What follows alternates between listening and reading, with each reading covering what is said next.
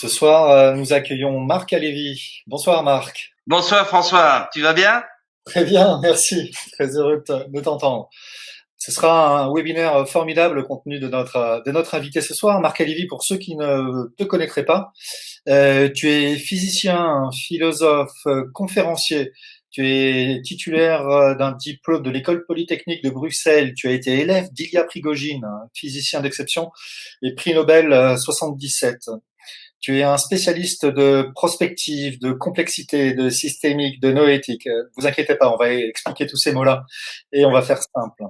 Et nous allons ce soir parler de ce que tu as décelé de la situation dans laquelle nous sommes.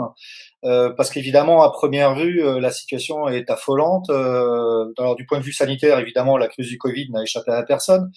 Mais comme tu le dirais, il y a la crise climatique, il y a les ressources naturelles qui sont en difficulté, il y a les rapports humains qui sont aussi malmenés. Enfin bref, c'est le chaos. Mais pour toi, le chaos, Marc, c'est pas une mauvaise chose, et c'est peut-être même un ordre assez naturel. Alors aide-nous à y voir plus clair. Où en sommes-nous maintenant, Marc? Ah, eh bien écoute, je crois que le chaos que nous vivons, il est perceptible. À tout quiconque, à chaque seconde. Euh, je prends le mot chaos au sens de la théorie du chaos des physiciens. Nous sommes vraiment dans un monde qui est en train de perdre les régulations qu'il avait dans l'ancien paradigme, si ce mot-là est clair pour tout le monde, c'est-à-dire la manière de fonctionner d'une société à un moment donné. Et donc, on est en train de vivre quelque chose qui, techniquement, a un nom très précis, c'est une bifurcation. Alors, qu'est-ce que c'est une bifurcation? Je vais d'abord en donner une petite définition du point de vue théorique. Une bifurcation, c'est un processus. C'est vous, c'est moi, c'est la société, c'est une entreprise, c'est un couple, c'est une communauté, c'est tout, enfin tout ce qu'on veut, tout ce qui existe, c'est un processus. Un processus, à un moment donné, il peut changer de logique. Alors maintenant, pour dire les choses de manière beaucoup plus concrète, ben, pour tous ceux qui nous écoutent, qui ont eu au moins un enfant, s'ils veulent bien se souvenir du moment où le premier enfant est né, ce jour-là, ils ont compris quelque chose de fondamental. C'est qu'il y avait la vie avant, il y aura la vie après, mais c'est pas du tout la même.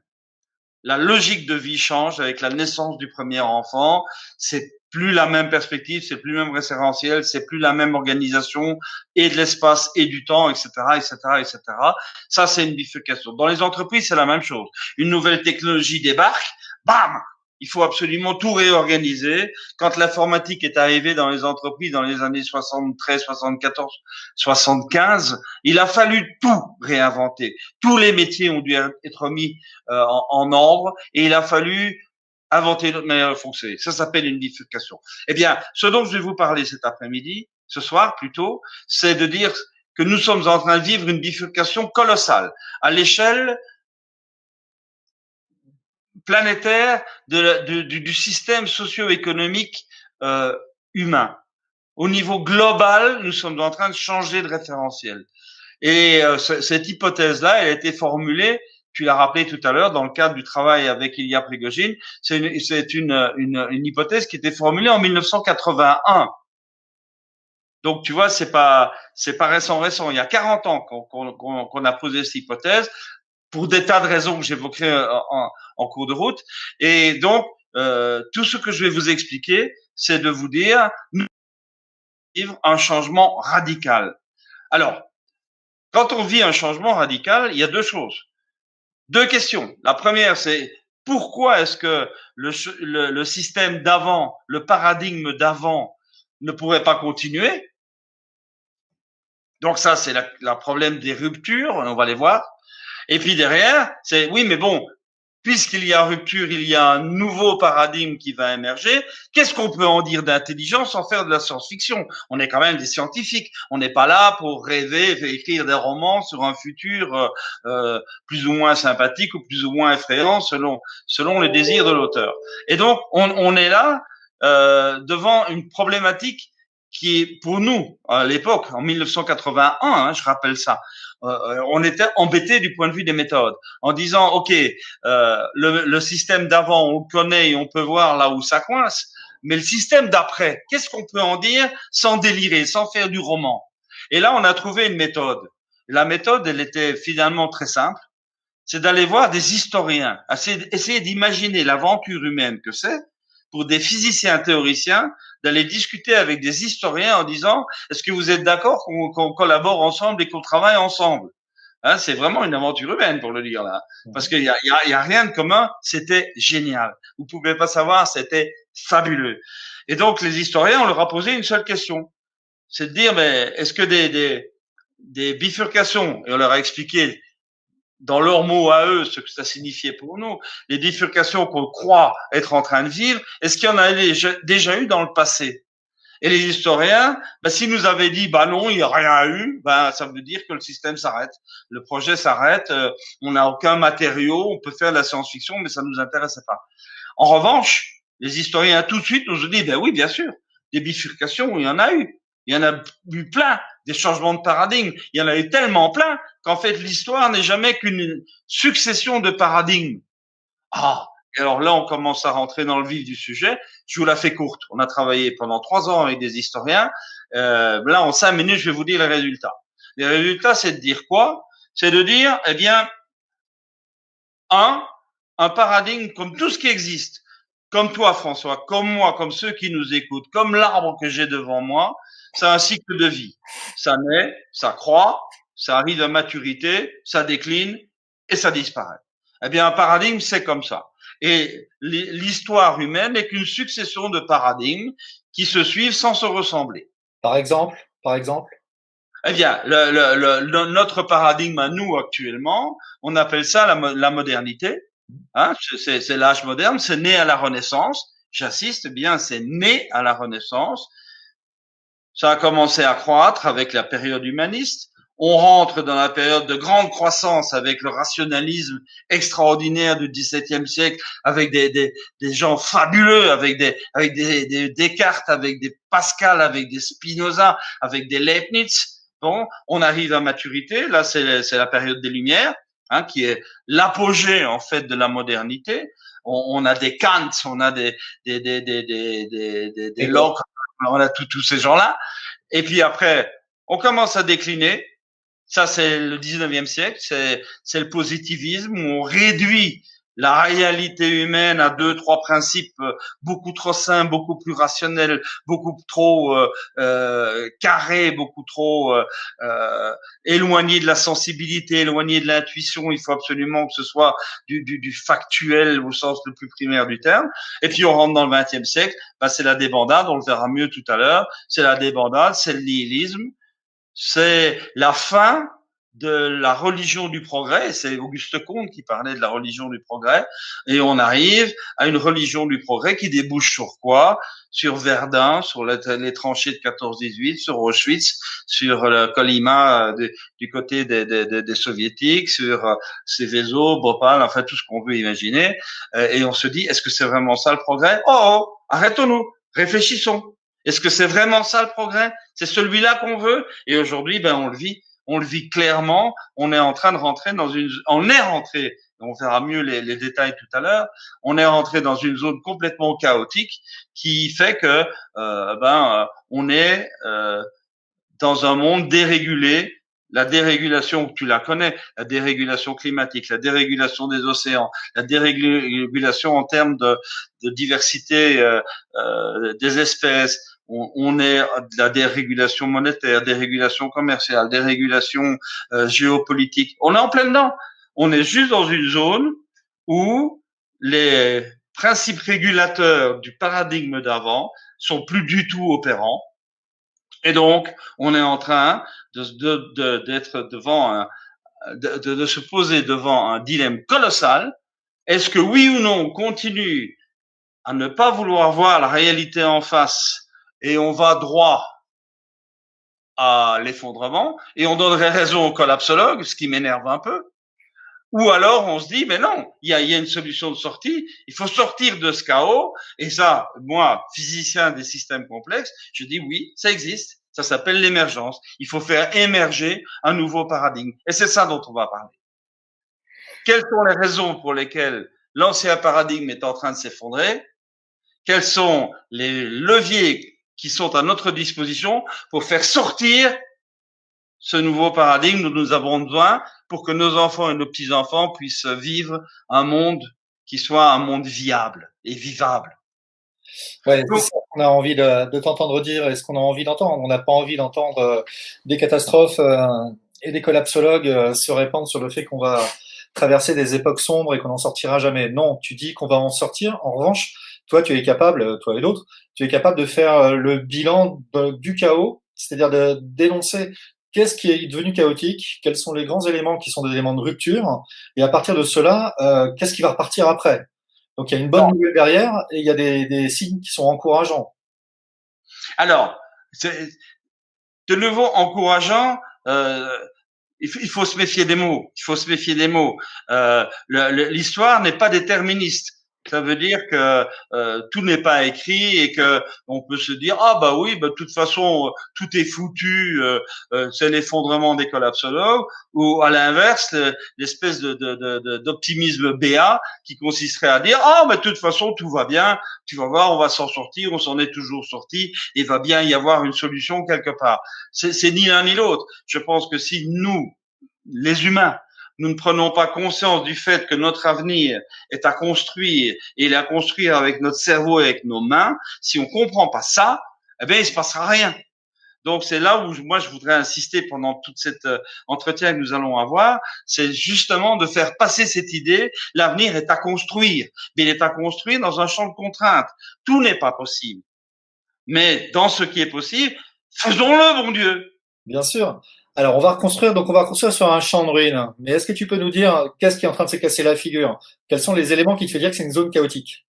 Oui, alors avant ça, juste un tout petit élément que j'aimerais ajouter sur ce qu'il venait de dire avant, c'est que les historiens nous ont appris que la bifurcation que nous vivons aujourd'hui est une bifurcation qui est connue dans l'histoire et qu'elle se reproduit en gros, en moyenne, hein, c'est pas l'horlogerie suisse bien entendu, elle se reproduit en gros tous les 550 ans. Donc regardons l'histoire. Aujourd'hui, moins 550 ans, ça nous amène à la Renaissance. Attends, là, pour le coup, la bifurcation entre la féodalité et la modernité, ça vaut la peine. 550 ans avant, c'est l'effondrement du système carolingien du rêve de l'empire germanique chrétien. 550 ans avant, c'est l'effondrement de l'empire romain. Ben, c'est quand même pas neutre. Hein, et puis 550 ans avant, toi qui es philosophe et moi aussi, on regrette évidemment l'effondrement des cités grecques sous les bottes des légions romaines. Hein, c'est ce qui est un truc qui m'empêche de dormir encore aujourd'hui. Enfin, toi aussi, j'imagine. Hein. Enfin bon, tout ça pour dire quoi? Tout ça pour dire que tous les 550 ans, eh bien, il y a ce genre de rupture qui se fait avec une grande zone chaotique où on sort d'un système qui n'est plus adéquat et le système qui sera adéquat n'est pas encore là. C'est exactement ça qu'on vit maintenant. Mais maintenant, il faut aller voir de plus près. Il faut aller voir les causes précises de la rupture de l'ancien paradigme. Alors, on va essayer d'aller vite.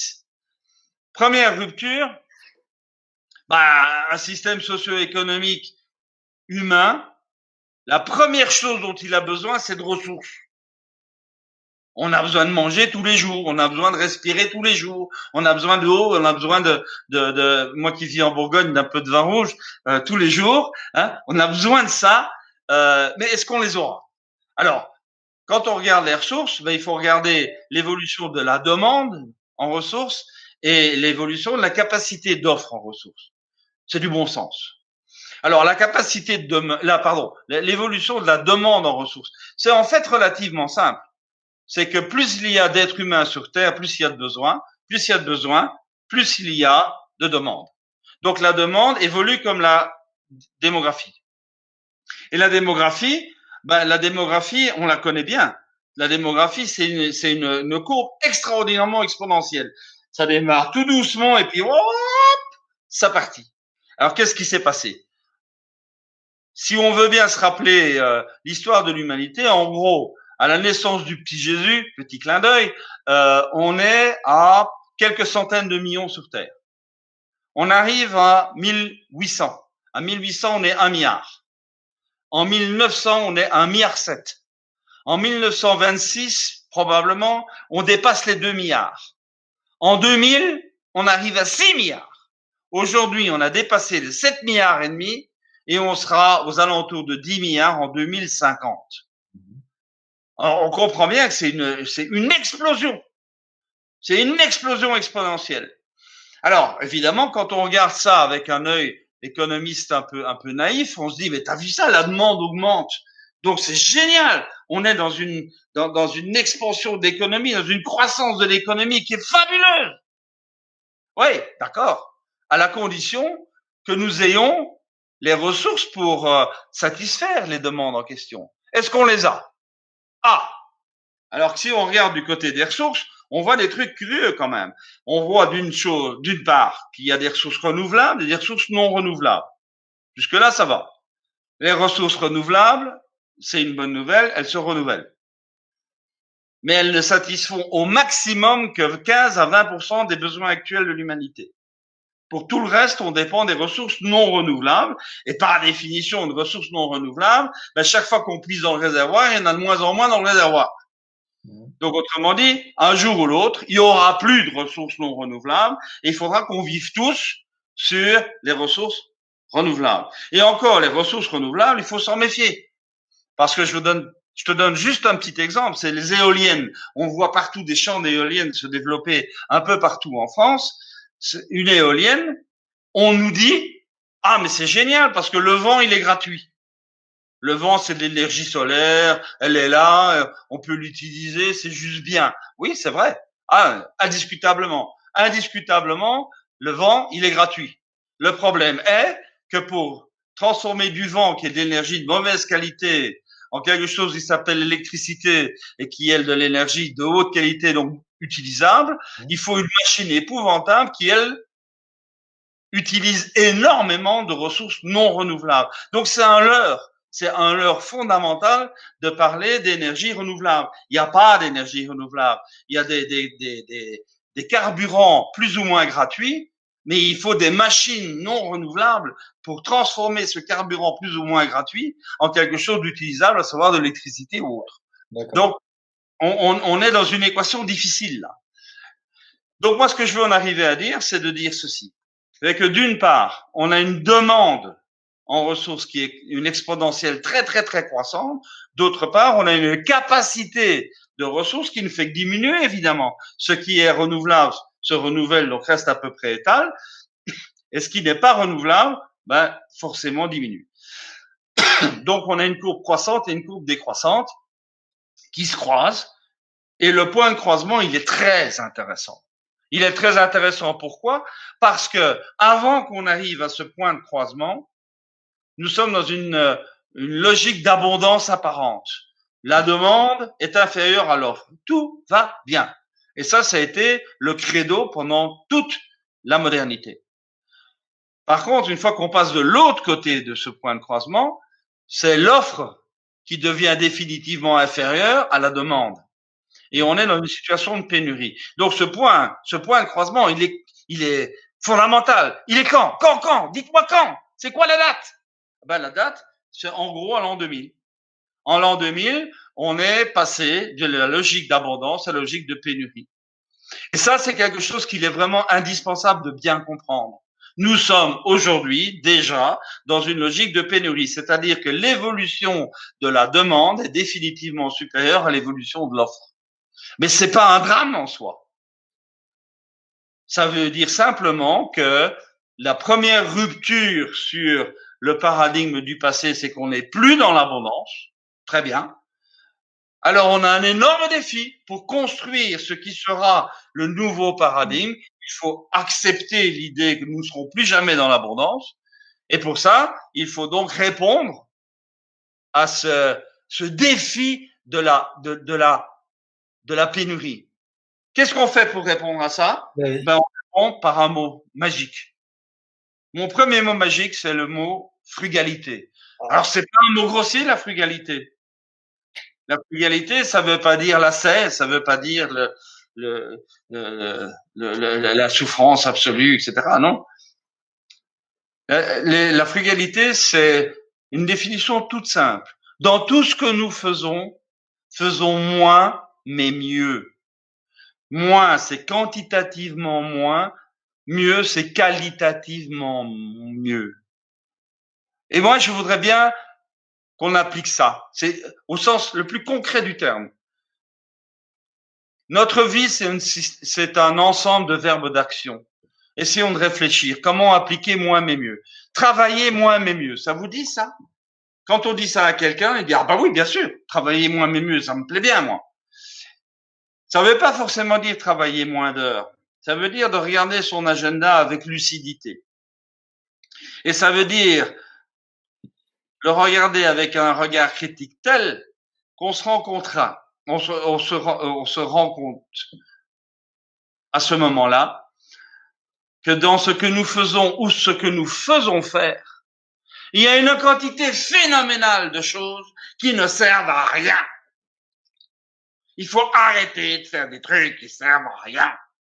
Et vous allez, comme par hasard, trouver des gisements de temps disponibles pour faire des choses intelligentes. Donc, on est bien là devant l'application d'un moins mais mieux. Et on peut faire ça pour communiquer moins mais mieux, se réunir moins mais mieux, enfin, etc., etc. On n'a pas le temps de voir tous les exemples, mais ils sont là. Il suffit d'y réfléchir 3 secondes. Si on veut bien continuer un petit peu, eh bien, on peut aller voir du côté du deuxième volet que j'ai envie de voir, la deuxième grande rupture. Je sais pas si vous avez remarqué, mais on n'est plus dans un monde dominé par les technologies mécaniques. Nous sommes dans un monde dominé par les technologies numériques. Et ça change tout. Et ça change tout dans le bon sens et dans le mauvais sens. Comme toujours, une technologie en soi, elle n'est pas ni sainte ni diabolique. La technologie, elle est neutre. C'est ce que l'homme en fait qui est plus ou moins bien ou plus ou moins mal. Donc, regardons l'apport technologique aujourd'hui avec le numérique, qui est incontestablement le grand déclencheur du changement radical de nos modes de vie. La preuve en est, regarde ce qu'on fait ce soir. Si le numérique n'était pas là, on serait pas là en train de parler à 10 000 personnes là. Donc, moi, ce que je crois, c'est que il faut voir le numérique comme étant la pire et la meilleure des choses. C'est-à-dire, on peut en faire le pire et le meilleur usage. Alors moi, je vais rompre quelques lances un peu provocatrices. Bon, tu m'excuses, mais tu me connais. Ce dont on parle quand on parle du numérique, on parle fondamentalement des grandes vitrines californiennes des GAFA. Et quand on regarde ce que proposent les GAFA, ils proposent des trucs qui s'appellent Facebook, Instagram, Netflix, les jeux vidéo, etc., etc. C'est du ludique. Et le ludique, ça sert à rien. C'est amusant. Bah oui, il y a le frère, oui. Tout va bien. Mais c'est pas ça qui va créer la valeur d'utilité de demain dans l'économie de demain. Oh. Donc moi, ce que je crois, c'est qu'il faut prendre ses distances par rapport à ça. On fait ce qu'on veut de sa vie, de ses loisirs, et tout va bien. Mais ce n'est pas ça le cœur du numérique de demain. Ça, c'est juste du divertissement. C'est du bullshit. Et donc, moi, ce que je crois, c'est que non seulement ça n'a aucune valeur d'utilité, mais ça induit des perversités graves. L'addiction numérique. Combien de gens aujourd'hui sont incapables de passer 3 heures sans aller voir leur truc sur leur téléphone, sans aller voir leur réseau social préféré, sans aller voir ce qu'on dit d'eux sur WhatsApp ou autre. Ça débouche, par exemple, sur des nouveautés psychiatriques où il y a une nouvelle spécialité psychiatrique qui est la désintoxication des adolescents au numérique. C'est quand même colossal. Et derrière ça, il y a quelque chose de beaucoup plus grave. C'est que les réseaux sociaux aujourd'hui créent des soi-disant opinions publiques qui sont fondées essentiellement sur l'émotionnel et sur le sensationnel, qui sont absolument plus du tout rationnelles. Bon, jusque-là, c'est pas très grave. Là où ça commence à devenir grave, c'est que ces opinions émotionnelles et sensationnelles en arrivent à perturber complètement le fonctionnement démocratique de nos sociétés. Et là, on commence à se poser des questions en disant, est-ce que c'est pas en train de devenir un monstrueux instrument de manipulation des masses? Donc voilà, les questions, elles sont là. Laissons le mauvais côté, allons voir le bon côté. Le bon côté, Bah, c'est le développement incroyable de la robotique. La robotique, c'est quoi? Ben, un robot, c'est une machine qui fait des actes et qui sont des actes qui sont programmés par un logiciel avec une puissance, une rapidité et une précision extraordinaire. Extraordinaire. Il faut savoir que deux études concurrentes au départ ont convergé sur un point très clair en 2018, donc il y a 2 ans. 40% des emplois en Europe, aujourd'hui assumés par des êtres humains, seront assumés par des robots en 2035. 2035, c'est demain matin. Donc ça veut dire que tous ceux qui nous écoutent et qui ont un métier quelconque doivent savoir que dans leur métier, une part importante des choses seront prises en charge par des robots, qu'ils l'aiment ou qu'ils ne l'aiment pas. Et moi, je les invite à réfléchir très fort demain matin à savoir quelles sont ces parts de leur métier qui vont être robotisées. Pourquoi? Parce qu'il faut anticiper.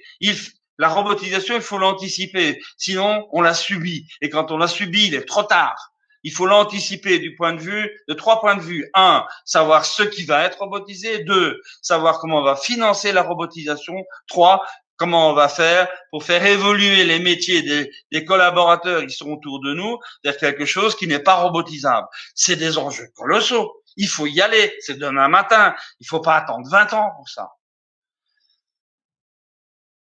Donc, ce que je crois, moi, c'est que il faut vraiment se rendre compte que la robotisation est quelque chose qui est colossalement essentiel dans notre vie de tous les jours.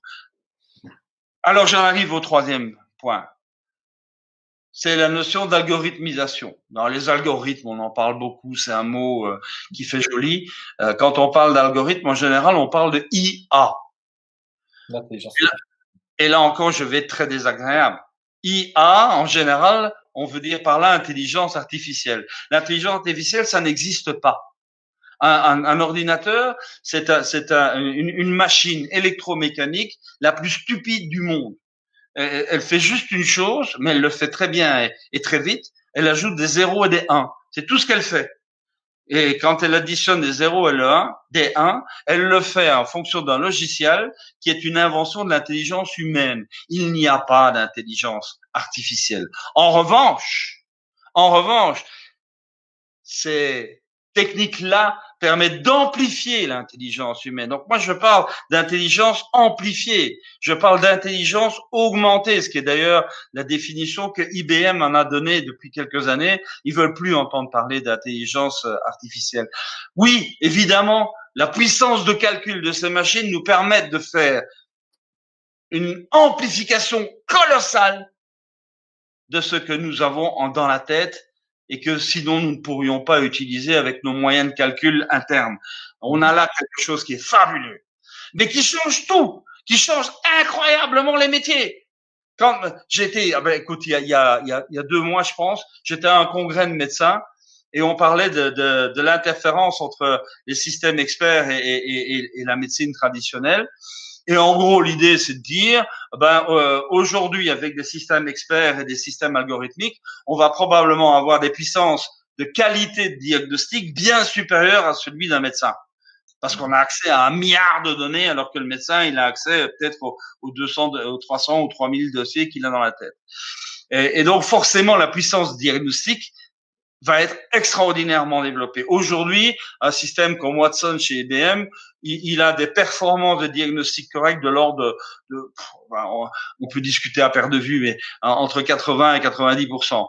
Le meilleur des médecins diagnostiqueurs, il a peut-être 65%, et un médecin normal, il a 45-50% de puissance de diagnostic.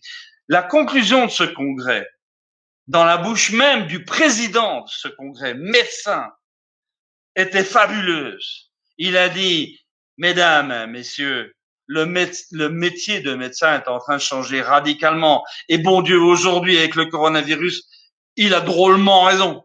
Il disait, le métier est en train de changer. Le problème n'est plus de faire un bon diagnostic. Le système expert le fera mieux que nous. Notre problème à nous, c'est d'accompagner la guérison. Ouais. Attends, ça change tout. Ça change tout. Et c'est la même chose pour les avocats, c'est la même chose pour les experts comptables, c'est la même chose pour des millions de métiers, je dirais, pour tous les métiers. Et il faut donc réinventer les métiers et déplacer le centre de gravité des activités humaines. Nous sommes définitivement sortis des technologies mécaniques, on est dans les technologies numériques, mais, sur ce nouveau paradigme qui est en train d'apparaître, il va falloir être très vigilant sur un deuxième mot magique. Le premier, c'était la frugalité, tu te souviens? Ouais. Le deuxième, c'est l'intelligence technologique. Utiliser la technologie à bon escient. On n'est pas dans le culte de la technologie, ni dans l'exécration de la technologie. Il faut l'utiliser à bon escient. Ça veut dire quoi? Des principes simples. Simples. Un, il faut que la technologie reste l'esclave de l'homme et que jamais l'homme ne devienne l'esclave de la technologie. Jusque-là, tout va bien. C'est un principe de base que tout le monde peut accepter. Maintenant, tous ceux qui ont un téléphone portable et qui nous écoutent, est-ce qu'ils sont pas de temps en temps un petit peu esclaves de leur téléphone portable? Qui décide de leur emploi du temps? C'est leur téléphone portable ou c'est eux? Deuxième chose, c'est que je crois qu'il faut vraiment comprendre que accepter l'invasion de la technologie dans son monde à soi, dans sa vie en soi, c'est pas neutre. Quand on fait rentrer une application dans son monde à soi, ça veut dire deux choses. Un, c'est qu'il est difficile d'en sortir parce que tout est fait pour que vous en restiez prisonnier. C'est une espèce de chaîne qu'on se met au pied. Et la deuxième chose, c'est qu'en plus, on fait rentrer un tuyau dans notre monde qui nous pompe toutes les données personnelles pour pouvoir les vendre ailleurs. Donc, c'est pas neutre. Alors maintenant, je ne dis pas qu'il faut être technophobe, je ne dis pas qu'il faut rejeter tout ça, je dis simplement qu'il faut être conscient du choix que l'on fait. On fait rentrer une technologie chez soi, ça veut dire une chaîne, ça veut dire une pompe. Mais si c'est utile, ok, tout va bien, c'est un choix délibéré. Et la dernière chose que j'aimerais dire, c'est que cette intelligence technologique, elle doit passer par un mot que j'aime beaucoup. Je pense que le XXe siècle a été le siècle des explosions de la technologie. Les technologies, on en a plein partout, dans tous les domaines, dans toutes les dimensions. On en a trop à la limite. Les technologies dépassent de loin tous nos désirs, tous nos caprices. En revanche, on a les technologies, mais on n'a pas le mode d'emploi. Je veux dire par là que dans notre monde professionnel, par exemple, on est assailli par des flots et des flots et des flots de messages, par SMS, par coup de téléphone, par messagerie, par WhatsApp, par tout ce qu'on veut, des flots de messages dont en moyenne 90% servent à rien. Mais le problème est que pour savoir qu'un message sur la messagerie sert à rien, il faut le lire. Donc ça veut dire qu'on a déjà perdu notre temps, on a déjà perdu notre énergie. Donc on a la technologie de communication, on n'a pas la méthodologie de communication. D'accord. Dis-moi, Marc, comment est-ce que tu vois ça? Tu as entendu parler de cet effet qui existe déjà, qui s'appelle la rupture technologique, à savoir que les seniors maîtrisent pas forcément Internet, les ordinateurs, et que les jeunes enfants de maintenant, mes enfants, à l'école élémentaire, vont commencer à avoir des cours de codage. La rupture, c'est celui qui sait utiliser la technique. Si tu n'es qu'un utilisateur de la technique, là, tu en deviens esclave, effectivement, enfin, de la technique du numérique. Tu en as un esclave. En revanche, ceux qui en seront maîtres, c'est-à-dire ceux qui sauront coder, eux resteront du bon côté de la barrière. Est-ce que tu vois ça comme ça aussi? Claude France d'or. Tu parles d'or. Moi, je pense que vraiment, c'est un travail qui doit être fait au plus jeune âge. C'est d'apprendre aux gens le bon usage de la technologie. La technologie, c'est pas de la magie. La technologie, c'est pas la panacée. C'est que c'est un outil. Et que quand on a un tournevis, un marteau et une tenaille dans sa boîte à outils, ben, on apprend à l'utiliser à bon escient. Et pas pour faire n'importe quoi. Alors bien sûr, le marteau, ça peut aussi servir à défoncer le crâne de mon voisin si je suis très en colère, mais c'est pas vraiment l'utilisation fondamentale du marteau. Hein, donc, je crois qu'il y a là quelque chose qui est quelque chose à apprendre le plus tôt possible. C'est-à-dire, la technologie, c'est un outil et utilisez-le à bon escient. Utilisez-le pour vous grandir. Utilisez-le pour monter quelque part dans votre niveau de bien-être, dans votre niveau d'évolution, dans votre niveau de connaissance. Et ça s'apprend. Évidemment, si tu n'apprends rien et quand on te donne un déferlement infini de trucs amusants, divertissants, sympathiques, sensationnel, bah forcément tu vas te faire bouffer. Et c'est bien ce qui se passe aujourd'hui dans la plupart des réseaux sociaux. Donc là, il y a quelque chose qui est vraiment fondamental. J'en passe à la troisième rupture, tu veux bien? Oh, bien sûr, allons-y. Alors la troisième rupture, bah, c'est celle-là, elle est organisationnelle. On va essayer d'aller vite là-dessus parce que je crois que tout le monde est à peu près au courant de cette idée-là. Regarde l'histoire de l'humanité depuis presque toujours et presque partout. Quand des hommes ont eu besoin, des hommes au sens être humain, des humains ont besoin de s'organiser entre eux pour monter d'un niveau d'efficacité, par exemple, eh bien, ce qu'ils font, c'est ils s'organisent et l'organisation, le modèle organisationnel, c'est la pyramide. C'est la pyramide hiérarchique. Regarde la famille traditionnelle, c'est le pater familias, et puis voilà, c'est cet étage comme ça en différentes couches. Regarde la plupart des administrations, regarde les grosses entreprises, regarde les États, regarde les tribus, même dans le monde des civilisations primaires. Tout, on retrouve ça partout. Et moi qui vis dans la ruralité, je vis dans le Morvan. Je veux dire, la ruralité, on y est là. Quand tu regardes les troupeaux de vaches dans la prairie, c'est extrêmement hiérarchisé. Tu as la vache maîtresse, et les autres, elles mangent après, point barre. Et s'il y a une petite jeune qui vient sur le côté et qui essaye de manger avant, elle reçoit des coups de corne et des coups de sabot de tout le monde. Les poules dans le pouillet, c'est la même chose. Donc, et les bonobos aussi, mais avec d'autres techniques. Donc, moi, ce que j'essaie d'exprimer, c'est que cette pyramide hiérarchique, c'est étonnant quand même pour un physicien qui, par définition, s'étonne de la banalité. Il dit, mais pourquoi c'est ce modèle-là, bon Dieu? Pourquoi c'est ça qu'on a choisi? Eh bien, la réponse, elle est extrêmement simple, en fait. Elle est mathématique. C'est que la pyramide hiérarchique, ce que nous, on appelle en mathématiques l'arborescence linéaire, mais c'est la même chose. C'est la réponse mathématique à la question suivante. Comment faire? Il faut bien écouter ça. Comment faire pour relier entre tous les éléments d'un ensemble avec le nombre minimum de relations entre eux?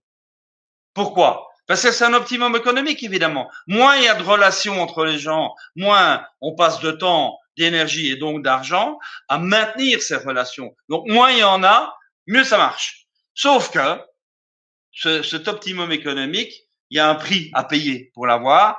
Et ce prix à payer, c'est quoi? C'est que c'est un processus, un système qui réagit extrêmement lourdement, extrêmement lentement. Sans vouloir dire trop de mal, regardez l'administration et la bureaucratie française, on a la solution au problème quand le problème n'existe plus. C'est extrêmement lent, extrêmement lourd à faire évoluer. Donc, qu'est-ce que nous disent les mathématiciens? Ils nous disent l'arborescence linéaire, donc la pyramide hiérarchique, ça fonctionne vachement bien dans un univers qui a trois caractéristiques. La première, c'est d'être un univers stable. Donc, autrement dit, les règles du jeu changent pas beaucoup. La deuxième chose, c'est que c'est un univers tranquille. Le niveau d'activité est raisonnable. Il n'est pas trop effervescent. Et la troisième chose, il faut que ce soit un univers prévisible. C'est-à-dire où finalement, le déterminisme est suffisamment bien établi pour pouvoir deviner à peu près bien ce qui va se passer. Mais bordel, mais regardons notre monde à nous. Notre monde à nous, il est plus du tout ni tranquille, ni stable, ni prévisible. Donc forcément, la pyramide hiérarchique, l'arborescence linéaire, ne peut plus fonctionner.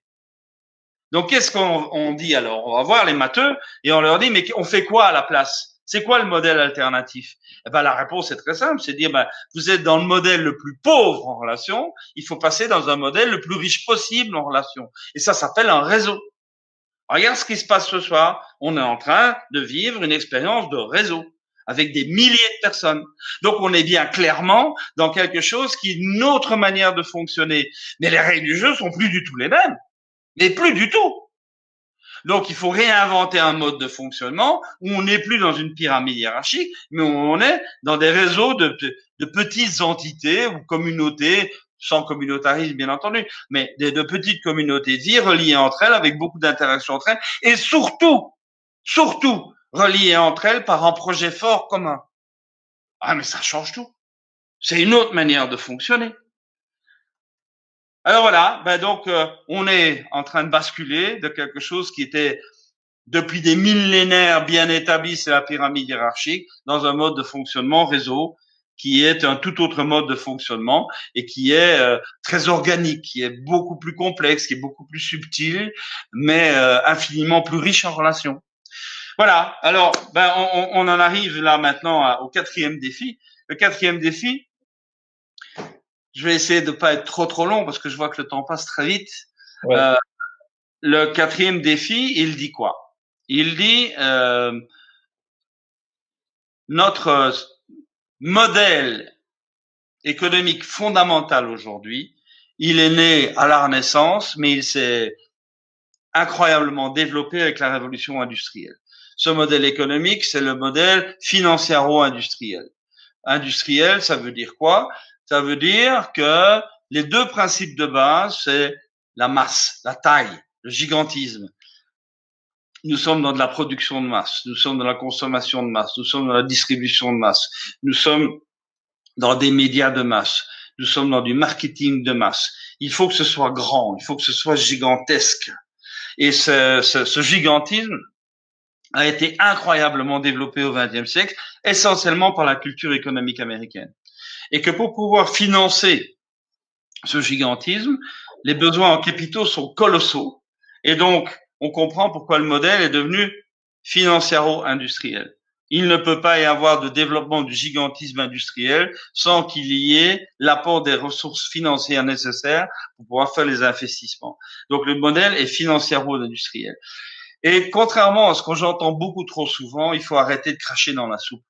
Ce modèle financiero-industriel, à l'échelle mondiale, a quand même eu des effets incroyablement bénéfiques avec la satisfaction de besoins de plus en plus énormes, avec l'évolution des pouvoirs d'achat, avec la sortie des famines, des grandes famines, la sortie de la pauvreté extrême, etc., etc. Donc, je crois qu'il ne faut pas cracher dans la soupe. Cela dit, comme toujours, un modèle a ses limites. Et ces limites ont été atteintes dans les années 1980. Alors, j'en donne deux axes. Dans les années 80, tu t'en souviens, je suppose, François, Deng Xiaoping arrive au pouvoir en Chine et ouvre le système communiste fermé chinois au capitalisme mondial. Énorme besoin de capitaux. Et ceux qui étaient les plus malins ont commencé à comprendre dans les années 80-85 que le système soviétique était un système qui était au bord du gouffre et qui allait s'effondrer. Encore une fois, un énorme système qui s'ouvre et qui a besoin d'énormes capitaux pour pouvoir être envahi, disons-le. Donc ça veut dire qu'il y a une demande en capitaux, mais colossale dans les années 80.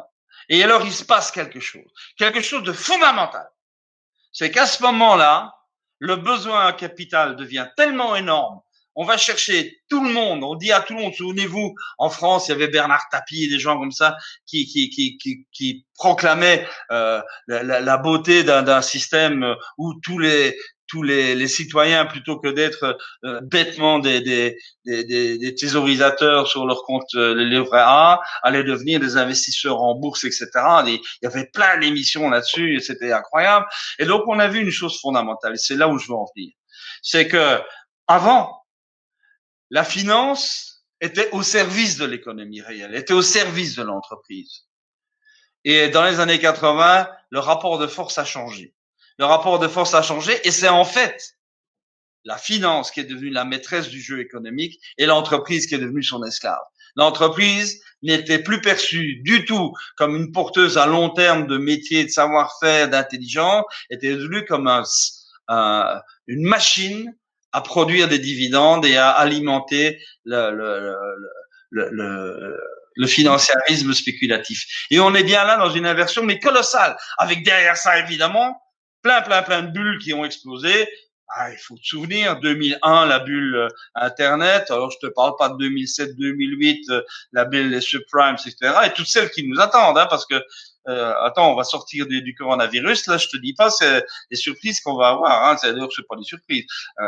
Elles sont là, les bulles, et elles vont péter les unes après les autres. Et tant mieux, on va être débarrassé de cette saloperie de finances spéculatives et on va revenir à l'économie réelle des entreprises vraies qui produisent la vraie valeur d'utilité. Enfin bon.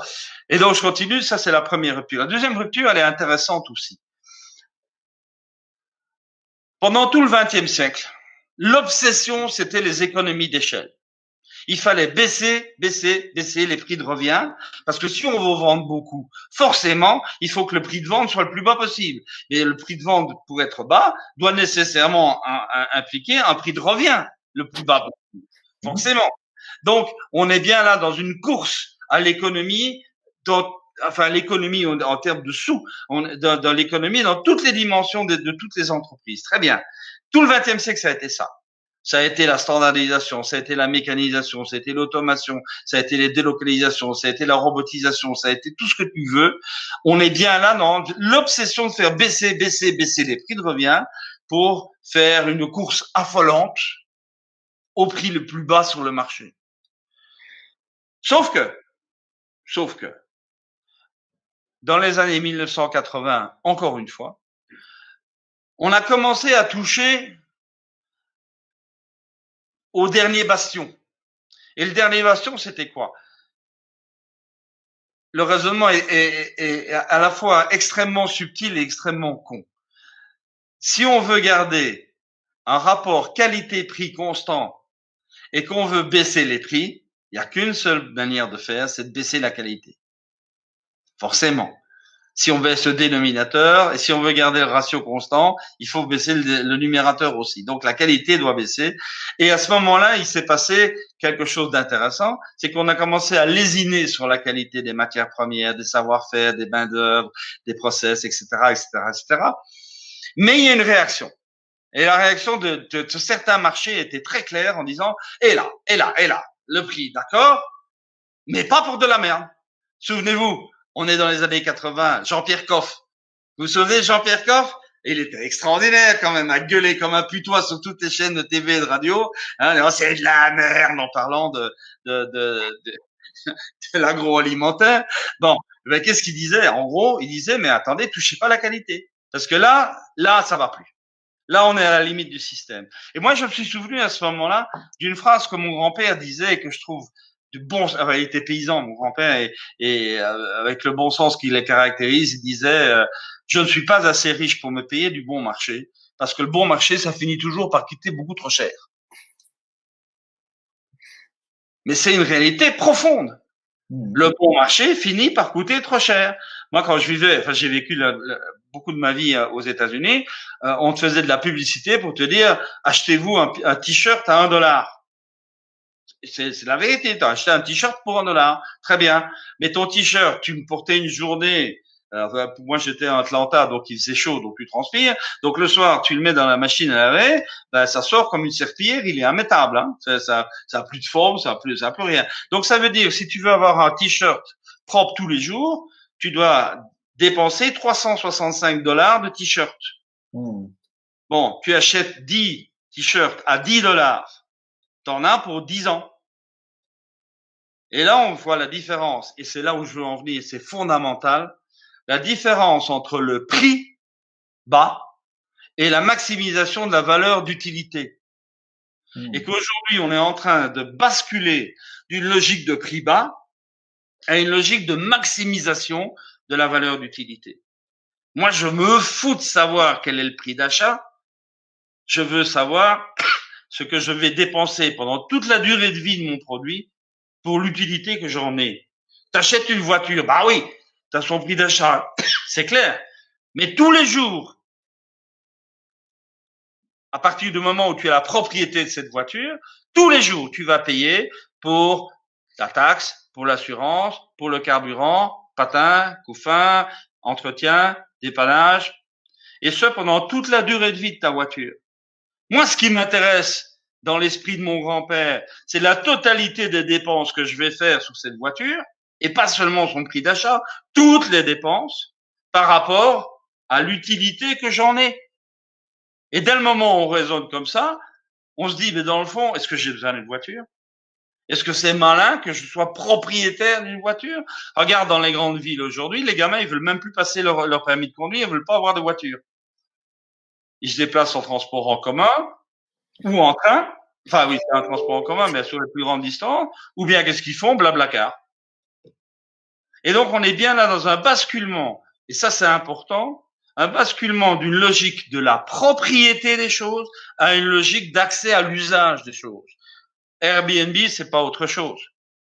Donc, on est bien là dans quelque chose qui est en train de changer radicalement et qui est, j'ai besoin de l'usage des choses, j'ai besoin de l'utilité des choses, j'ai besoin de l'utilisabilité des choses.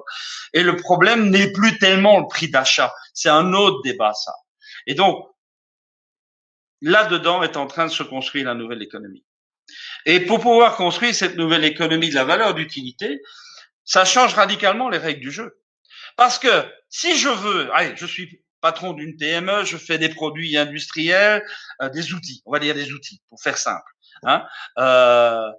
Si je veux augmenter la valeur d'utilité de mes outils, qu'est-ce que je vais faire? Je vais aller voir l'utilisateur final, pas l'acheteur, pas l'intermédiaire, celui qui utilise vraiment. Je vais aller le voir, je vais lui dire, quel est le problème que vous avez avec mon outil? Est-ce qu'il convient bien à votre main? Est-ce que c'est quelque chose qui a du sens? Est-ce que c'est quelque chose qui correspond à votre à votre utilisabilité, à votre usage? Comment je peux faire pour le faire évoluer? Vos besoins de demain dans votre métier, comment je peux les rencontrer? Qu'est-ce qu'il faudrait faire évoluer? Et toute une démarche comme ça. Et puis, je vais rentrer sous ma tente. Et puis, je vais commencer à réfléchir. Je vais me dire, bon, ben, il y a telle et telle possibilité d'évolution de mon produit, de l'améliorer de telle et telle manière.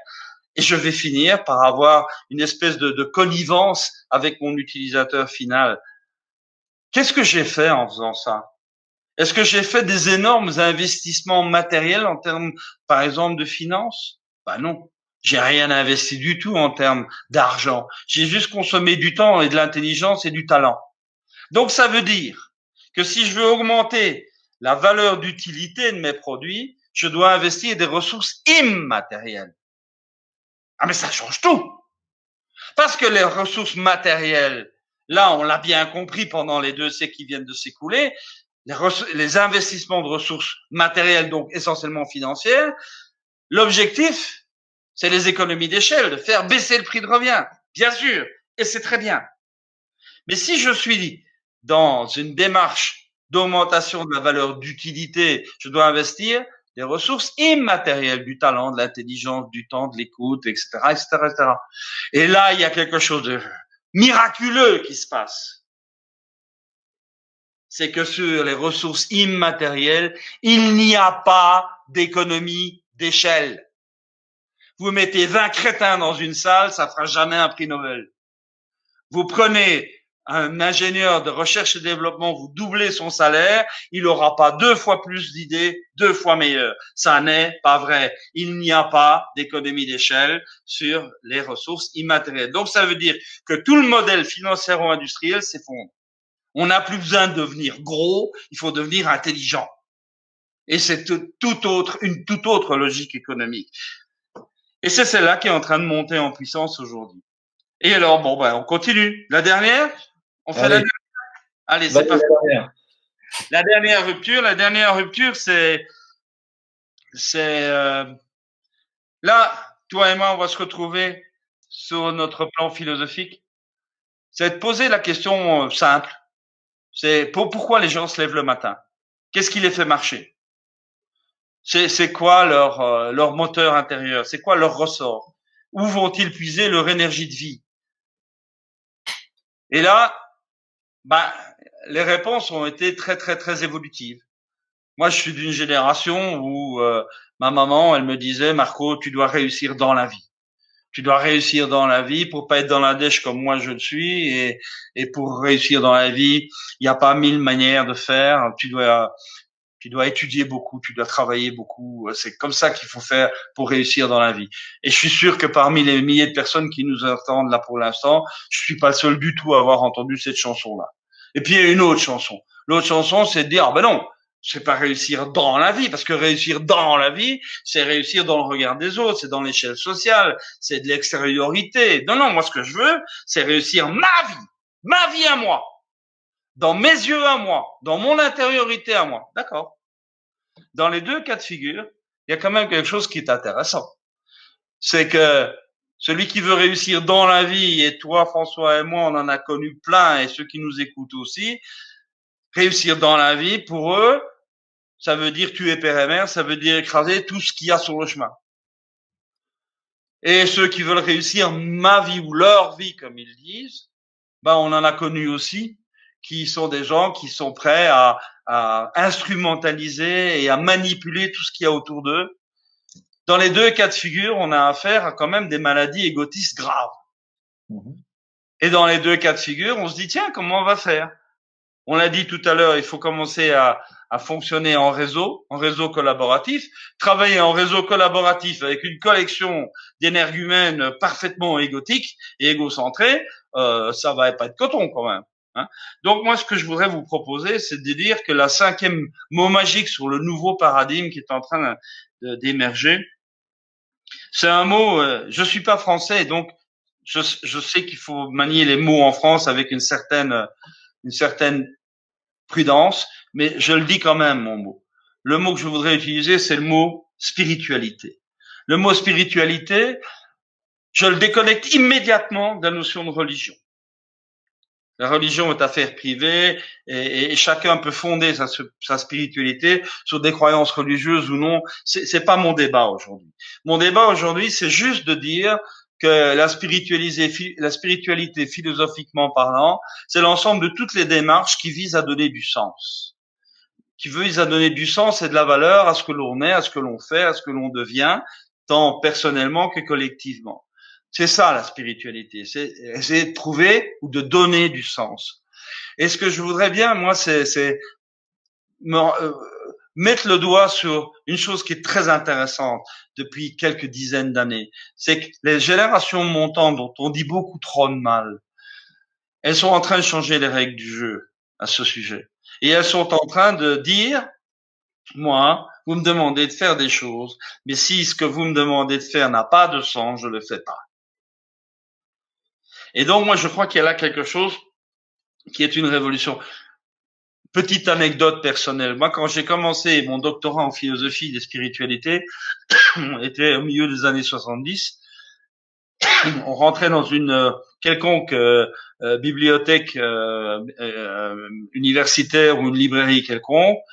Les livres traitant de ce genre de domaine, il n'y en avait pas. Il y en avait 2 ou 3 en haut d'une étagère, là où il y a beaucoup d'araignées.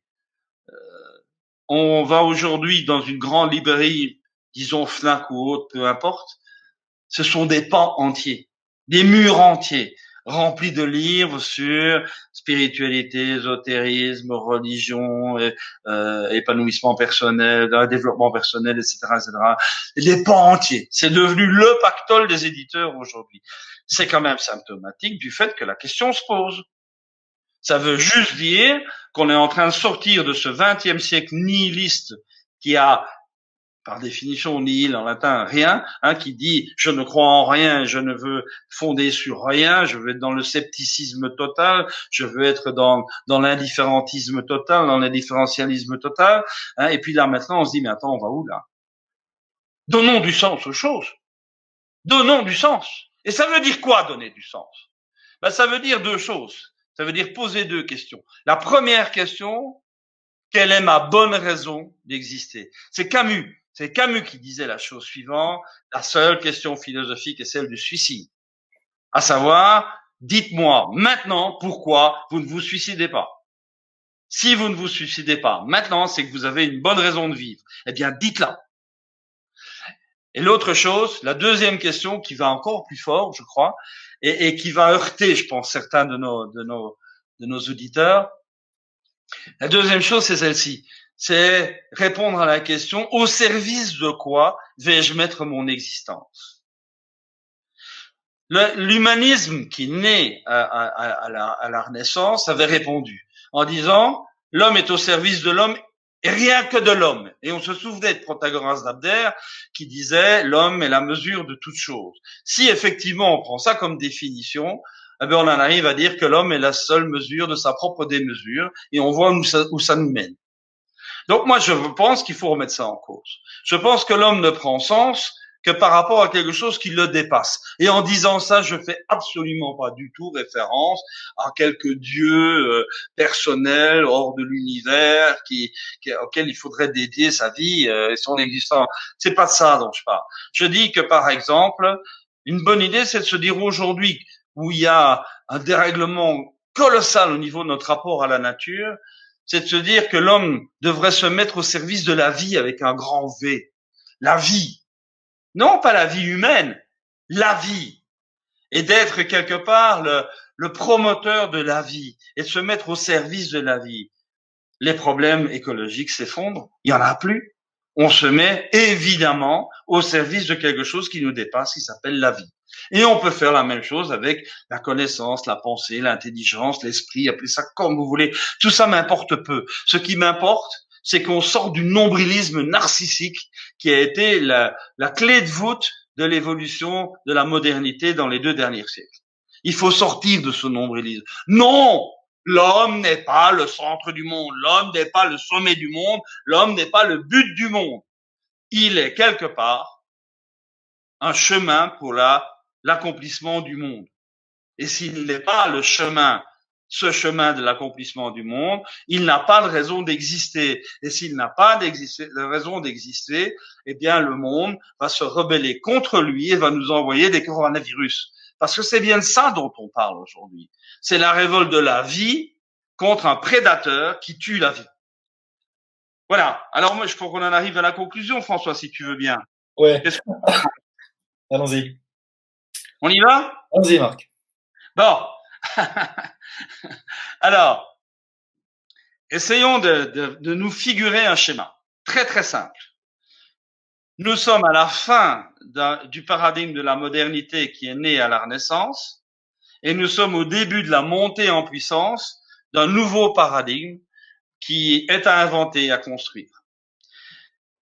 Alors, dans mon vocabulaire à moi, ce paradigme déclinant de la modernité, je l'ai appelé la courbe rouge. Pourquoi? Feu rouge, ça s'arrête. C'est l'effondrement de l'ancien paradigme. Et puis ce nouveau paradigme qui est en train de naître et de monter en puissance, je l'ai appelé la courbe verte. La courbe verte, pourquoi? Parce que feu vert pour l'avenir.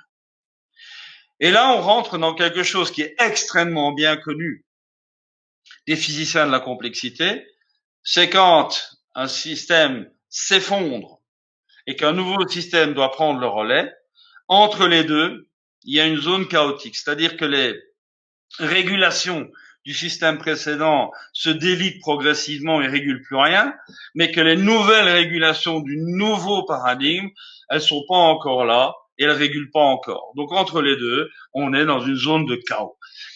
Eh ben, je vais t'apprendre quelque chose qui va t'étonner, mon cher François, c'est qu'on est en plein dedans. Je sais pas si tu as remarqué, mais on est vraiment dans la zone de chaotisation.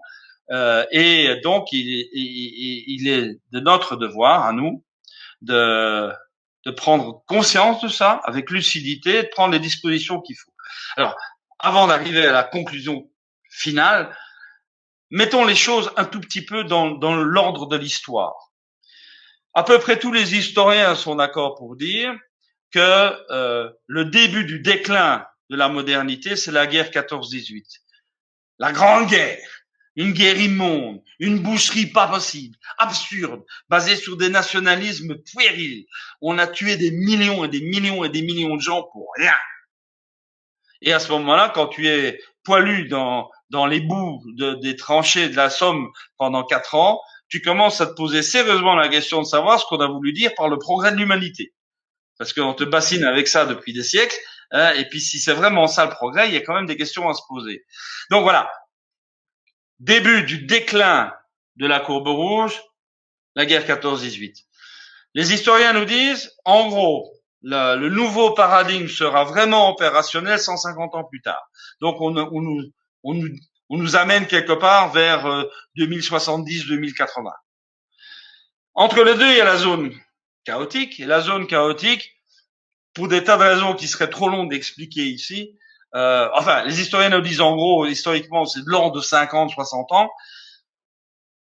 On peut avec d'autres modèles, on peut dire que ça a commencé quelque part dans les années 70 et que ça finira quelque part dans les années au-delà de 2025-2030. Voilà, c'est par là. Donc on est dans la zone chaotique encore pendant une petite dizaine d'années, si tout va bien, parce que tout peut aller mal aussi.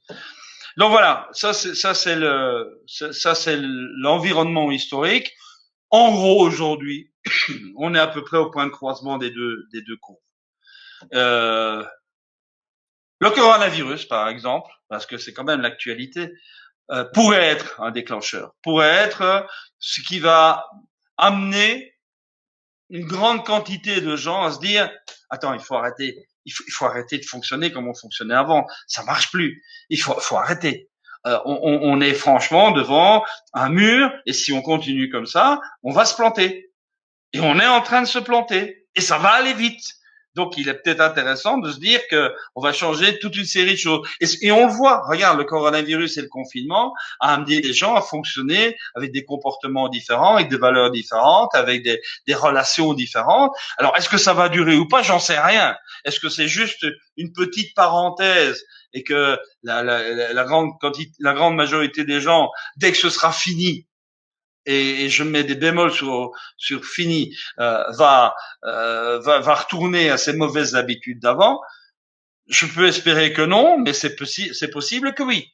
Hein. Faut quand même savoir que derrière le coronavirus, avec tout ce qu'on peut en dire et tout ce qu'on peut en critiquer, derrière le coronavirus, il y a un sérieux problème économique et financier qui va se poser demain matin. Et là, ça va secouer le cocotier. Hein. Tu m'excuseras d'être très trivial, mais ça va être dur à digérer quand même. Donc voilà, on est là.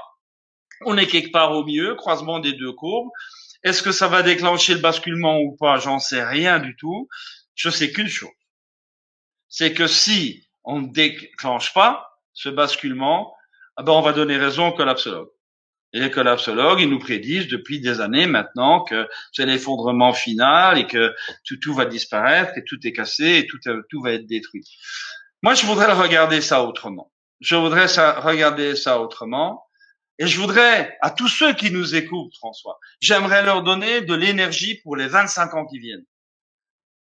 Nous sommes au croisement de deux paradigmes. Le paradigme ancien est irréversiblement en train de s'effondrer. Le paradigme nouveau est en train de monter en puissance et ça dépend de nous. Et moi, ce que je voudrais vous dire, c'est que ça arrive une fois tous les 550 ans. Et c'est maintenant. C'est maintenant et c'est nous. Elle est pas belle, la vie? Une fois tous les 550 ans, on a la possibilité de tout revisiter, de tout repenser, de tout reconstruire, de tout reconsidérer. C'est génial et c'est maintenant. Et c'est nous. Et on a une bonne raison de le faire, c'est d'assurer un monde à peu près viable et vivable pour nos enfants et nos petits-enfants. Est pas belle la vie? Parfait mot de la fin, Marc. Quelle énergie jusqu'à la fin. Tu as tenu cette conférence de façon magistrale. Merci d'avoir abordé ces 5 points de rupture successifs. C'était brillant, cohérent, progressif, extraordinaire. On n'a pas encore fini. Je voudrais surtout inviter nos internautes à se reconnecter les 4 prochains lundis parce que Marc nous fait le plaisir de tenir des webinaires les 4 prochains lundis où il va approfondir les points qu'il vient d'aborder. La semaine prochaine, l'intitulé sera Quelle est ma raison de vivre? Donner du sens et de la valeur à ce que l'on vit, savoir ou décider au service de quoi consacrer son existence. Ce sera l'un des enjeux de la vie future. Dans 15 jours, lundi en 15, le 18, qu'est-ce qui est sacré? La vocation intime et profonde spécifique à chacun. Comment la découvrir? Comment se relier à ce que tu disais tout à l'heure, ce qui est plus grand que soi, qui donne un sens à sa vie. Le lundi 25 mai, comment me relier au monde? Dans la mesure où la personne redevient centrale, le mot-clé sera autonomie. Autonomie de la personne. Marc nous en dira toutes les facettes. Et enfin, le 1er juin, que puis-je et que dois-je faire? L'univers est un vaste organisme unitaire et complexe en évolution permanente grâce au processus d'émergence. Comment faire émerger le paradigme futur, sachant que le paradigme moderniste est mort et que l'histoire est irréversible? Quelle est ma part et comment l'assumer? Ce sont des titres qui donnent envie d'y être tout de suite. Donc, ce sont les 4 prochains lundis à 20h30 sur Bibouda avec Marc Alévi. Formidable. Bon, écoute, Marc, je pense que tu as fait peur à nos internautes. D'habitude, j'ai plein de questions. Là, j'en ai pas une seule. Là, j'en ai pas une seule, mais on va pas se décourager pour autant. Alors, je sais pas si les gens, voilà, ça fait déjà plus d'une heure qu'on est ensemble. Peut-être que les gens sont repartis de leur côté. Je ne sais pas trop. Mais écoute, puisque tu es là, moi, je vais profiter. Si tu as un peu de temps, tu me laisses un petit quart d'heure. C'est ça. Quand j'écoute les prospectivistes comme toi, les gens qui arrivent à se projeter dans l'avenir, à lire l'avenir en fonction des paramètres du présent et d'imaginer si on continue avec ces paramètres-là, voilà dans quel mur on va aller. Je me dis que ça méprise un élément fondamental, qui est que dans 20 ans, dans 50 ans, dans 30 ans, les paramètres ne seront plus du tout les mêmes que ceux de maintenant. Si on est en train de parler de la raréfaction et du problème des énergies pour tout le monde, c'est-à-dire que tu te bases sur la production actuelle d'énergie et tu dis, mais dans 30 ans, avec l'augmentation de la population, ça peut pas marcher. Sauf que tu sais qu'on est en train de finaliser un projet de création de soleil. Le progrès n'a pas dit son dernier mot. Donc effectivement, la fission nucléaire, les gens n'en veulent plus, les centrales nucléaires n'en veulent plus. Et donc c'est la fusion nucléaire qui va peut-être prendre le pas et que pour un coup, en 2030, peut-être que toi et moi, on aura un soleil miniature dans notre garage et que notre maison sera électrifiée pour les 50 prochaines années. On sera mort entre-temps. Et parce qu'on aura un soleil dans le garage et en entre-temps, le progrès aura peut-être solutionné ce problème-là de l'énergie. Et pour les apports alimentaires, effectivement, est-ce que j'ai besoin du soja, de déforester l'Amazonie pour lancer des productions de soja, pour que moi je mange du soja, ou que les vaches françaises du Morvan mangent du soja qui est produit en, en Amazonie et au passage on a déforesté pour ça. Non. Ça, on peut tout à fait penser que ce sont des accidents de l'agriculture intensive et que ça va se normaliser avec la prise de conscience des gens. Est-ce que tu crois pas, tu vois, que se projeter sur 30 ans, c'est beaucoup trop long, beaucoup trop loin par rapport au progrès et aux bouleversements qui peuvent arriver par les consciences humaines ou les consciences du progrès? Alors, la question que tu poses est évidemment une question qui revient très très très régulièrement. C'est de dire vous êtes décliniste, vous êtes partisan de la décroissance et vous ne croyez pas au progrès technologique. Je pense que étant fondamentalement d'abord un ingénieur polytechnicien et ensuite un physicien, je peux mesurer l'importance de cette question. Je veux juste y répondre avec 2 aphorismes. Premier aphorisme, il n'y a jamais de miracle en physique. Les lois de la conservation et les lois de la thermodynamique sont telles que ce qui n'est pas ou n'est plus ne sera plus et ne sera pas. Et ce qui est de l'ordre de la thermodynamique, c'est que le rendement d'une transformation dans un système fermé est toujours plus petit que 1. Donc ça veut dire quoi en termes concrets? Ça veut dire que dès le moment où on produit quelque chose, il faut détruire plus qu'on produit. C'est ça un rendement plus petit que 1. Et donc, il y a pas de miracle en physique. Il n'y a pas de miracle en thermodynamique. La deuxième chose, c'est qu'il faut se rendre compte que quand on parle de technologie, des progrès technologiques, je suis technophile. Je veux dire par là que tout ce qui est tentable doit être tenté et qu'il faut aller voir tout ce qui est possible de faire. Cela étant dit, il faut pas y aller naïvement et stupidement. Je veux juste dire ceci, c'est que la technologie en matière de ressources, elle a le choix entre 2 possibilités. Ou bien, elle ne résout pas les problèmes, mais elle les déplace, ce qu'on a fait pendant très longtemps. Quand il y avait plus de charbon, on a été voir le pétrole. Quand il y avait plus de pétrole, on a été voir l'uranium. Tout ça va bien. Mais le charbon, les hydrocarbures et l'uranium sont des réservoirs qui s'épuisent. Donc, on a déplacé le problème, on n'a pas résolu le problème. La deuxième chose qu'il faut quand même se rendre compte, c'est que la technologie, elle est soumise à la loi des rendements décroissants. Donc, tu parles de la fusion nucléaire, je connais bien parce que mes études d'ingénieur, je les ai terminées dans le monde nucléaire et j'ai fait mon travail de fin d'études sur des problèmes nucléaires de centrales nucléaires. Il faut savoir que la fusion nucléaire, qui est en fait, pour ceux qui ne savent pas, une idée simple, c'est de prendre deux atomes d'hydrogène et de les rapprocher suffisamment pour qu'ils puissent se taper l'un dans l'autre pour fusionner. Et ce fait que c'est la seule réaction de fusion qui est exothermique, donc qui produit de l'énergie. Toutes les autres absorbent de l'énergie. Celle-là est la seule qui produit de l'énergie. Le problème est qu'il faut savoir que la totalité de la chaîne de la fusion nucléaire est épouvantablement mauvaise du point de vue des rendements. En fait, le rendement global, il est de l'ordre de 3%. Donc, ça veut dire que 97% de l'énergie qui est donnée par la fusion sert à faire fonctionner le système de fusion et qu'il n'en sort que 3%. C'est-à-dire, c'est un rendement ridicule. Donc, je crois qu'il faut bien se mettre en tête que dès le moment où on va dans des technologies qui sont des technologies beaucoup plus sophistiquées, beaucoup plus fines, beaucoup plus, comment dire, Sophistiqué, pointu. on a des rendements de plus en plus mauvais. C'est un petit peu, pardon de parler de cet individu, mais il y a quelqu'un qui m'horripile absolument, c'est Elon Musk. Ouais. Elon Musk qui fait des effets d'annonce, qui fait du pognon uniquement par des effets d'annonce avec la bourse, qui lance des projets complètement cons du genre des métaux non ferreux, il y en aura bientôt plus sur Terre, on va les chercher sur Mars. Mais est-ce qu'on se rend compte pendant 3 secondes de la gabegie de ressources et d'énergie qu'il va falloir faire pour aller sur Mars, ramener 3 kilos de zinc ou d'aluminium? Enfin, c'est juste démentiel, c'est juste débile. Donc moi je pense que il faut raison garder et la technologie, et Dieu sait si je suis partisan de toutes les évolutions technologiques, d'essayer tout ce qu'il est possible de faire, de tenter le coup partout, mais il faut arrêter de croire que la technologie est miraculeuse. Ça n'est pas vrai. Nous sommes dans un monde fini, la croissance infinie dans un monde fini n'est pas possible. Point. C'est un truc mathématique de base. Et donc, je crois que c'est très embêtant à entendre. J'entends bien ça. Ça énerve beaucoup de monde quand on dit ça. Mais enfin, c'est du bon sens physicien vraiment élémentaire. D'accord. Un autre point me venait en t'écoutant, cette fois quand tu parlais de l'histoire.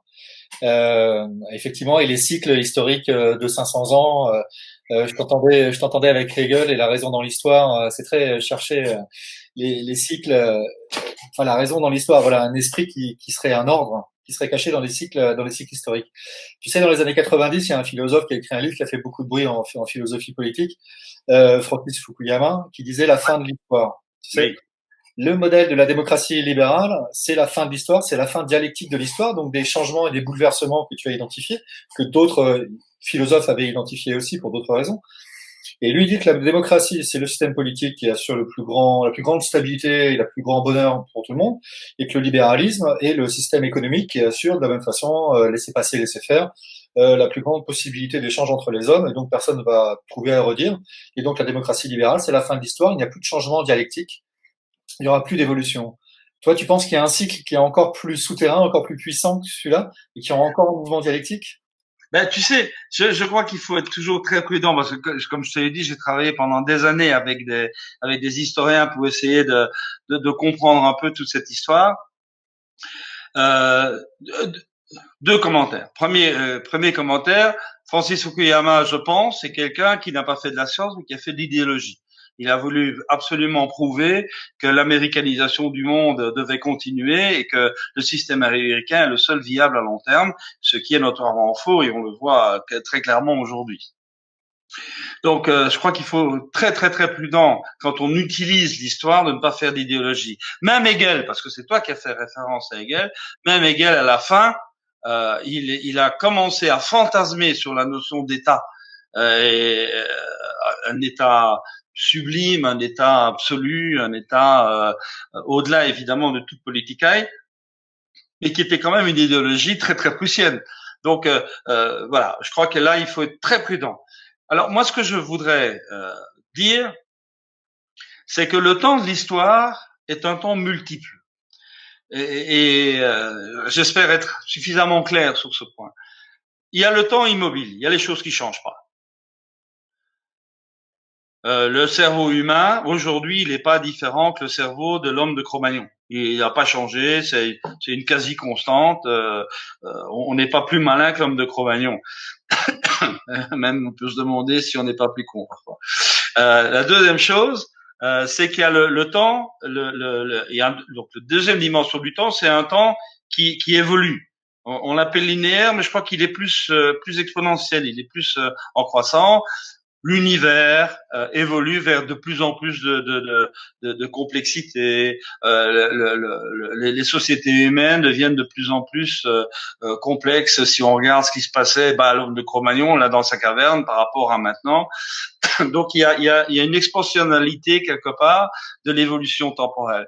Il y a un troisième temps qui est le temps événementiel, qui est le temps absolument non déterminé. C'est voilà, coronavirus. Là voilà, il démarre en Chine, il nous tombe dessus, il bouleverse complètement le mode de fonctionnement du monde. C'est complètement imprévisible et ça a des conséquences qui pourraient être énormes parce que en théorie du chaos, on connaît bien l'effet papillon. L'effet papillon dit quoi? C'est qu'une petite cause, et pardon de le dire, mais le coronavirus c'est une toute petite cause, peut avoir des effets mais colossaux et à très long terme.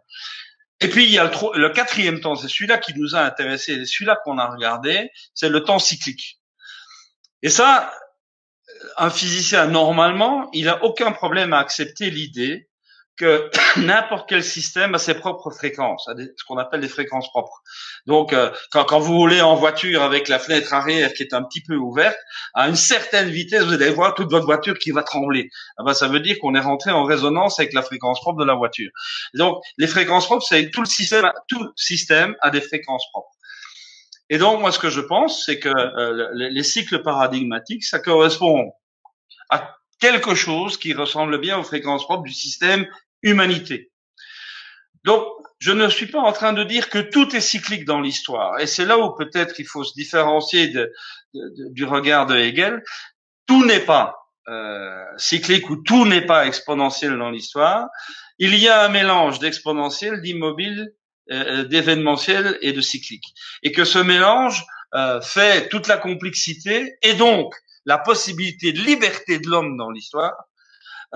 C'est toute la complexité vient de là. Nous, on a regardé essentiellement la notion de cyclicité. Pourquoi? Parce que c'est la seule manière de pouvoir avoir des repères. Vu que par définition, l'événementiel, il n'y a pas de repères, vu que tout arrive à n'importe quel moment, que par définition, ce qui est mobile, il n'y a pas de repère, donc ça change pas, et que ce qui est exponentiel, ben là, on sait que c'est un gros moteur qui roule, mais il n'y a pas de repère non plus dans la durée. Donc la seule possibilité d'avoir des repères dans la durée, c'est de regarder les cycles. Alors on les a regardés, et ce que j'ai pas dit pendant la conférence, mais que je pourrais dire de manière plus approfondie, c'est que en fait l'histoire humaine, si on regarde le côté cyclique, et je répète, il n'y a pas que du cyclique, mais si on regarde le côté cyclique de l'histoire humaine, il y a des cycles de différentes grandeurs. Et on les a bien repérés. Il y a des cycles de 3 fois 11 ans. Il y a des cycles beaucoup plus longs de 3 fois 550 ans. Enfin, il y a une structure de l'histoire qui existe avec des harmoniques, exactement comme un orchestre symphonique joue avec des harmoniques. Il y a des harmoniques, mais je répète, et je me bats contre la mauvaise interprétation de mes propos, c'est de dire que tout n'est pas cyclique. Il y a des cycles, mais ça ne veut pas dire que tout est cyclique. Il y a des cycles qui, quelque part, dessinent une structure, mais ces structures sont pas du tout déterministes. On peut dire, oui, il y a 550 ans, oui, c'est vrai, il y a eu la Renaissance, et la Renaissance a été un bouleversement colossal. Maintenant, si on regarde de près ce qui s'est passé à la Renaissance, on se rend compte que c'est pas du tout transposable à aujourd'hui. C'est pas copier-coller. On est dans le chaos. Il y a une nouvelle manière de sortir du chaos aujourd'hui qui n'était pas celle de la Renaissance, qui n'était pas celle de la fin de l'Empire romain. Et donc, il faut se méfier des déterminismes. Le fait que ce soit cyclique, donc la cyclicité, n'est pas nécessairement un déterminisme, mais c'est en tout cas un repère de durée qui permet quelque part de structurer l'histoire et d'y donner une grille de lecture qui vaut ce qu'elle vaut. En histoire, évidemment, moi je me souviens quand on a commencé à travailler avec des historiens, il y en avait un qui nous mettait extrêmement en garde en disant, vous savez, quand vous voulez prouver quelque chose en histoire, vous allez toujours trouver un événement qui vous donne raison exactement à l'année que vous voulez. Et bien sûr qu'il a raison. Et bien sûr qu'il a raison. Hein, donc, il faut être très très très prudent. Manipuler l'histoire est dangereux. Et tout le monde le sait. Enfin, toi qui es philosophe, moi qui suis philosophe, on sait tous les deux que les régimes politiques ont le chic de réécrire l'histoire à chaque fois qu'ils en ont besoin. Hein, donc, on a là un phénomène qui n'est pas du tout scientifique et qui est narratif, et un narratif culture collective, etc. Enfin, tu connais ça beaucoup mieux que moi. Voilà. Non, Voilà. allez, vite, une petite dernière question parce que j'ai vraiment grand plaisir à parler avec toi, mais ça va se terminer. Dis-moi, docteur Alevi, ne crois-tu pas que la situation actuelle soit la phase terminale d'une maladie qui a pris l'humanité et d'une folie? Tu n'as pas voulu aborder un sujet que tu as dès le début mis sur le côté, qui est le phénomène du religieux et l'importance des croyances dans l'état du monde. Est-ce que tu ne crois pas est-ce qu'on pourrait pas avoir que l'état actuel donc de maladie en phase terminale dans laquelle nous sommes, que tu as décrit, est en fait le fait d'une folie qui a pris l'humanité, qui était de vouloir à tout prix faire rentrer l'infini dans le fini. Tu as utilisé ces mots-là à l'instant.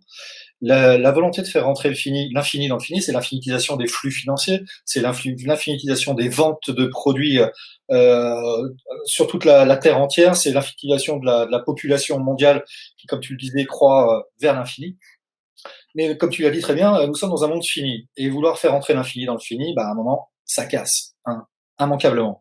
Et le problème, c'est que ce processus-là d'infini en fini, enfin, tu vois, c'est Max Weber, hein, je pense à Max Weber. Est-ce que c'est pas un modèle un peu religieux, tu vois? Est-ce que c'est pas ce qui se passe tous les dimanches matins à l'église? Est-ce que c'est pas le principe eucharistique? Est-ce que c'est pas un moment cette folie qui te dit qu'il y a beaucoup plus grand et qu'il faut l'incarner ici-bas? Mais le problème, c'est que ce ne sont pas les mêmes ordres de grandeur, ce ne sont pas les mêmes valeurs et immanquablement, ça va rompre la corticalisation des idées, la difficulté croissante de quelque chose qui sont qu'un produit du cerveau ne répond pas à l'exigence du cœur, qui est une exigence de cordialité et d'unité. Et si je veux diviser le cœur à l'infini, je vais fibriller, je vais faire une crise cardiaque. Hein? Est-ce que tu penses pas? Alors, Vas-y. oui, c'est pour ça que moi je pense comme toi, très prudent, et je fais toujours la distinction entre spiritualité et religion. Je crois fondamentalement que nos religions, c'est l'expression collective d'une tradition spirituelle partagée, avec des pratiques cultuelles, des pratiques ascétiques, et que je respecte tant que ce sont des pratiques pacifiques et dans le respect de l'autre. Mais cela étant posé, je pense qu'il y a quelque chose de très très intéressant qui se passe à notre époque, c'est que toutes les religions institutionnalisées qui ont fait la tradition de l'Occident, les différents christianismes par exemple, aujourd'hui connaissent une désaffection massive de la part de masses, on va appeler comme ça, que ceux qui y croient, ben, ils sont de plus en plus croyants et donc comme ils sont plus du tout majoritaires, ils sont confrontés à leur propre miroir et je crois qu'ils peuvent aller très très loin dans leur foi et très très loin dans leur intériorité. En revanche, ce qui est intéressant, c'est de voir que il y a une recrudescence de la spiritualité qui n'est pas nécessairement dans les religions institutionnalisées.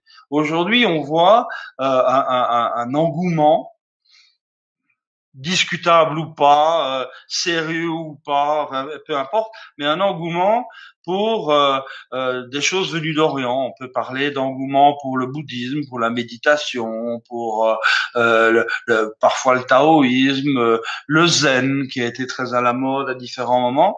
Et moi, je suis fort interrogé là-dessus en disant, mais pourquoi donc les religions ou les pratiques religieuses traditionnelles de l'Occident sont-elles abandonnées et que manifestement la non-religion satisfait peu de monde et qu'assez rapidement ces mêmes gens-là ont été plutôt en Orient chercher des traditions qui sont pas les leurs et qu'ils ont plus ou moins modernisé, plus ou moins américanisé, plus ou moins occidentalisé, en les dénaturant souvent d'ailleurs. Ça me rappelle que le rabbin qui m'a formé, il avait une très jolie expression. Il disait c'est pas parce qu'on peint un poireau en rouge que ça devient une tomate. je pense que c'est pas parce qu'on prend un Européen et qu'on le fait méditer dans une posture de yoga qu'il devient indien le lendemain matin. Hein. Donc je crois qu'il faut être très prudent là-dessus. Mais enfin, tant mieux.